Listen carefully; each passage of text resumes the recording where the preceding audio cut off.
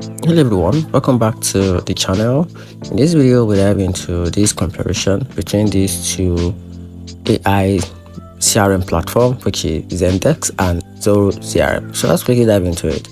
So talking about Zendesk shines if your business focused on customer support, offering a top-notch ticketing, AI-driven workflow, and a smooth sales support integration, though it comes with a higher price and less advanced sales features. I'm talking about Zoro, on the other hand, is a versatile budget-friendly option ideal for sales, marketing, and automation.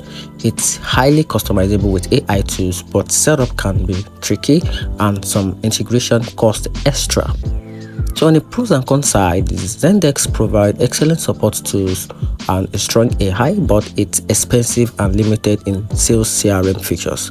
And Zoho CRM is affordable, flexible, and powerful, yet setup is complex and some integrations require extra cost. So in my opinion, go with Zendesk for superior support and Zoho CRM for all-in-one customizable sales solution. And that's it. Hope you find the video helpful. If you did, turn on the notification button and make sure you subscribe for more review. You're welcome.